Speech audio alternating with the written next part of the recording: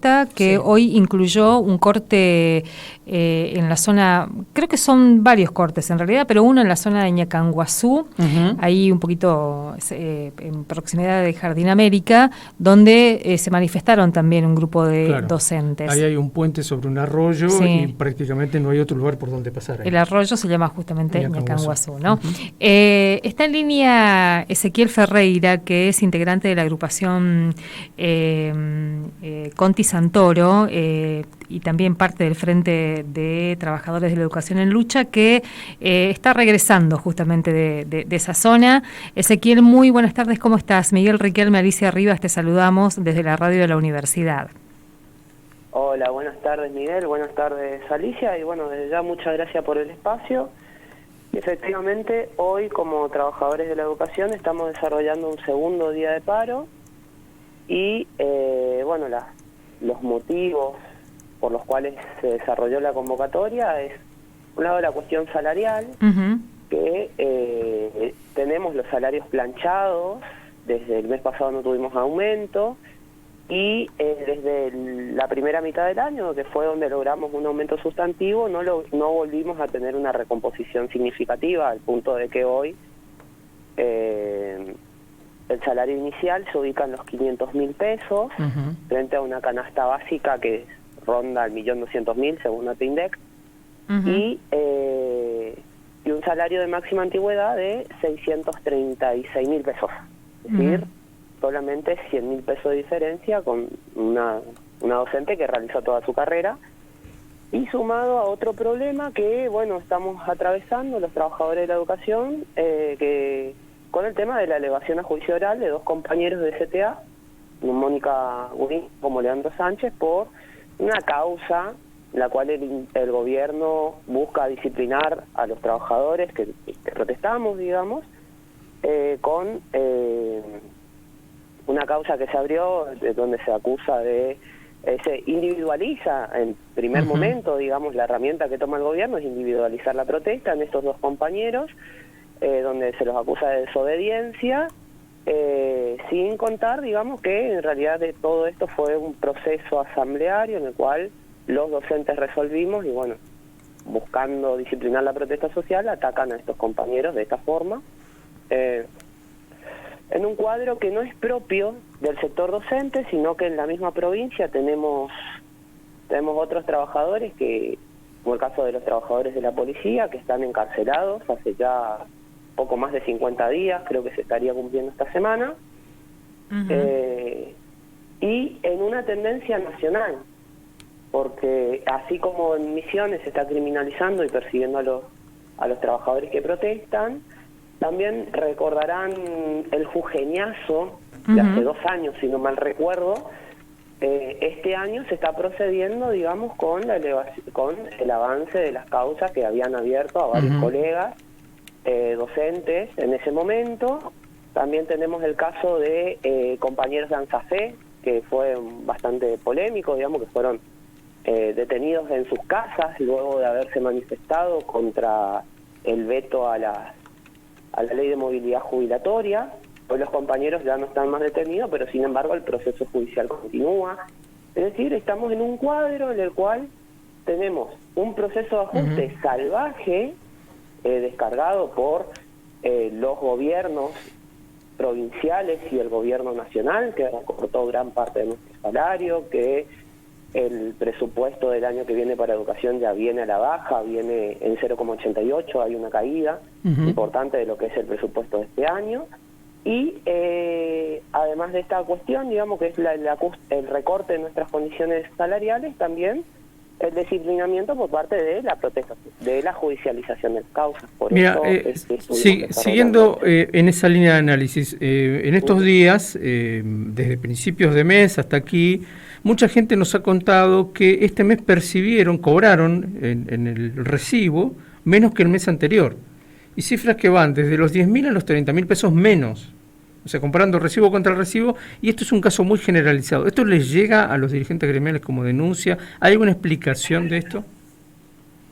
En este dato que vos me estás mencionando, la verdad, yo lo desconozco. Sí sé que hubo un aumento en uno de los descuentos que nos realizan, que es el aumento del seguro de vida, Ajá. pero para nada se acerca a esos montos que usted está mencionando, digamos.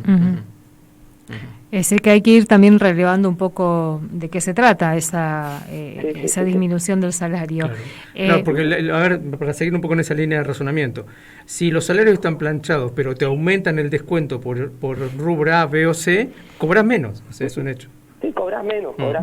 De hecho, este monto, estos descuentos que usted estaba mencionando, yo lo pude corroborar en mi propio recibo de sueldo, pero rondaba los 3.000, 4.000 pesos, que tenía que ver con el tema del seguro, que es el que nos descuentan a todos los docentes. Ezequiel, y en cuanto a la jornada de protesta, ahí hubo un corte en esa zona de la Ruta 12. ¿En el resto de la provincia qué otras acciones se generaron? Tuvimos en Ñacanguazú, nuestro corte fue desde las 9 de la mañana a las 11. Fue un corte que se desarrolló de manera intermitente.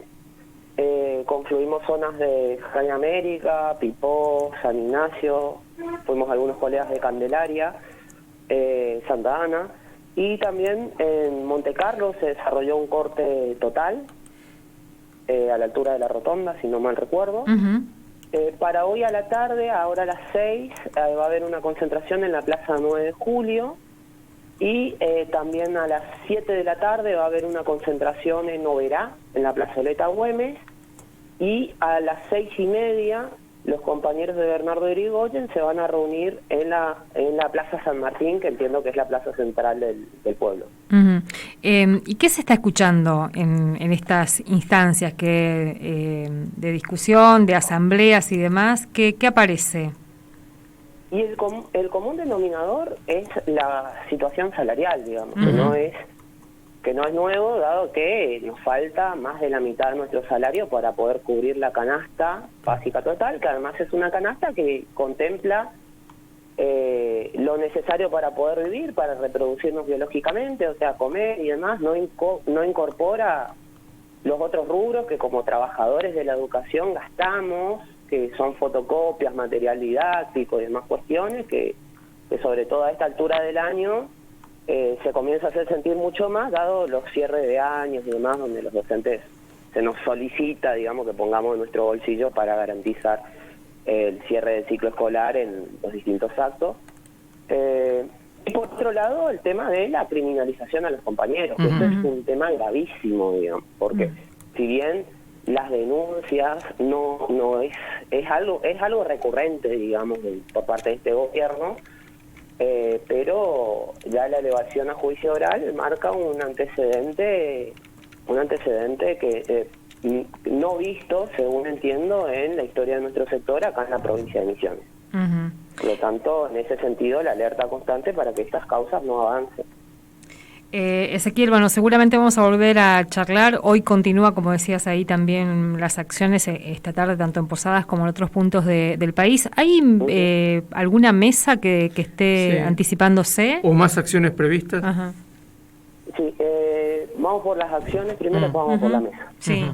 Mañana también va a haber una concentración en Posadas a las 8:30 frente al Consejo General de Educación, donde vamos a hacer entrega de una solicitud, una nueva solicitud de mesa de diálogo, una nueva solicitud del cese a la persecución a los compañeros. También mañana la zona de Jardín América volvería a concentrar en Ñacanguazú, ahí en el puente donde estuvimos hoy. Y respecto a las mesas de diálogo, nosotros hemos tenido comunicaciones como parte del CETEL con los representantes del Consejo General de Educación, en el cual nos habían propuesto una mesa salarial para esta semana, pero sin embargo esa mesa salarial no la concretaron. En el día de ayer se reunieron con la burocracia sindical de ADOMIS, los distintos gremios de la CGT, y plantearon una serie de pasos, digamos, para un aumento, pero que sin embargo es un aumento que tiende más a mover variables dentro del salario y no impacta en un aumento significativo. Es decir, lo que plantean es convertir en remunerativo una porción de lo que fue en su momento el Fondo Nacional de Incentivo Docente, una bonificación en antigüedad de zona de 11.000 pesos, lo que significaría, digamos, un aumento aproximado de 6.000 pesos para los trabajadores que tienen zona. Ujú. Es decir, nada. Claro. La burocracia sindical, digamos, como siempre, se está apostando a rifar nuestro salario y con ello nuestras vidas. Ezequiel, una cosita ahí antes de, ya que hablaste de de zona, porque en algunos momentos se discutió también esto porque en algunas zonas de la provincia estaban avanzando con el intento de sacar ese adicional. ¿Eso se profundizó? ¿Sigue abierta esa discusión? Entiendo que a principio de este año hubo un proceso de rezonificación, vamos a decir, no generalizado, sino puntualizado, pero más de manera lateral. No directamente te rezonifico, yo trabajo en la modalidad rural, y lo que sufrimos a principio de año con la resolución 241 del Consejo, que lo que habilitaba era el cierre de divisiones por baja matrícula, lo que sucedió fue la reconversión de muchas escuelas en aulas satélite. Uno de los casos que tenemos es la escuela 65, la primaria 65, que funcionaba, mejor dicho, en La Sierrita, una colonia que está entre Fachinal y San José, donde esta escuela dejó de tener zona porque se la reconvierten en aulas satélite. Entonces, por ahí entiendo yo que gran parte de las escuelas rurales que fueron reconvertidas a aulas satélites fueron rezonificadas porque pasan a tener la zona de su escuela matriz, digamos. En este caso, los compañeros de La Sierrita, que estaban en una zona C, es decir, tenían una zona de 60%, pasaron a tener 0% funcionando y trabajando en la misma colonia en la cual ejercían sus funciones. Sin mudarse, digamos. Sí, sin mudarse, cobran menos zona porque pasan a ser un aula más, digamos. Claro. Todas estas vías también que afectan el salario, ¿no?